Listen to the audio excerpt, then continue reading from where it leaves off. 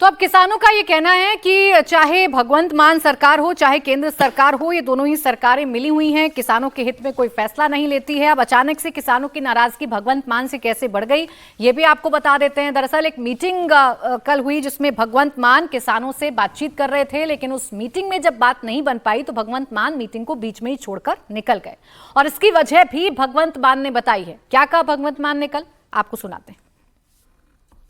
किसानां नूं मैं कल कहा कि तुहाडियां रोज दियां रेल रोको, सड़क रोको, पाइप रोको, आ रोको और रोको करके नुकसान है।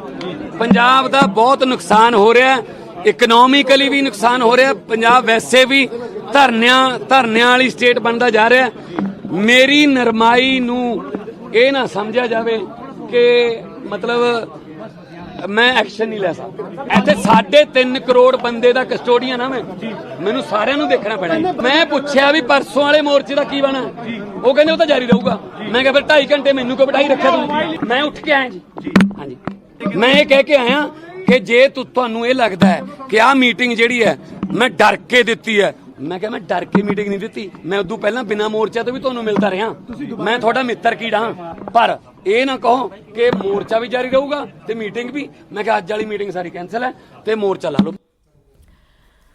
मोर्चा होगा तो कोई बातचीत नहीं होगी, ये भगवंत मान कह रहे हैं। हालांकि पंजाब सरकार तो लगातार ये कहती रही थी, जब जब ये किसान दिल्ली कूच करते थे कि केंद्र सरकार आए, हम मध्यस्थता करेंगे, हम किसानों से बातचीत करेंगे। लेकिन अब यही किसान जब पंजाब में आंदोलन कर रहे हैं तो अब भगवंत मान को बुरा भी लग रहा है, और वो ये कह भी रहे हैं कि पंजाब का नुकसान किसान कर रहे हैं।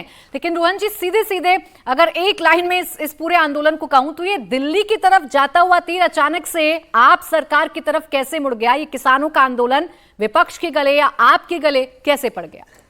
प्राची, आज से करीब 10 साल पहले जब भगवंत ने अपनी पॉलिटिक्स का करियर स्टार्ट किया ना, तो उनका नाम वहाँ पे इस मालवा बेल्ट में मशहूर होता था जुगनू के नाम से, क्योंकि वो कॉमेडी करते थे तो जुगनू के नाम से जाने जाते थे।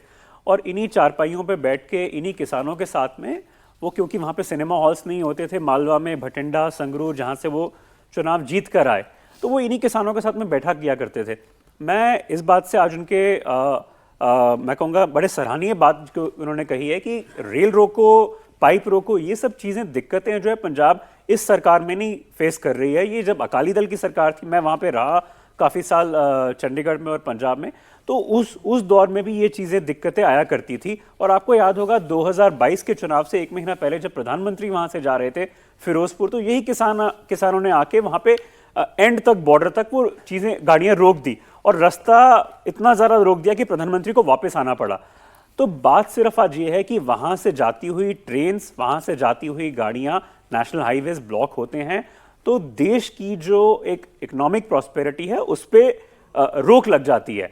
और जहाँ तक इन किसानों के ये मुद्दे हैं कि एमएसपी क्यों नहीं बढ़ाई जा रही है, वो पिछले 20 सालों से वही चीज़ें, दिक्कतें चल रही हैं। मंडियों में जाके वो अपनी किसान जो होते हैं वो अपने बैग्स रखने जाते हैं, मंडियां जो होती हैं, पहले प्राइवेटाइजेशन का बिल आया उसको रोका गया। तो दिक्कत भगवंत मान को इस बात से आज ये आ रही है क्योंकि ये वो सरकार है जिसने इन किसानों के मुद्दे 2014 में जब चुनाव वो जीत के आ रहे थे पंजाब में से 4 लोकसभा, इन्हीं किसानों के साथ में बैठ के अपनी सीटें और टिकटें बांटी। अब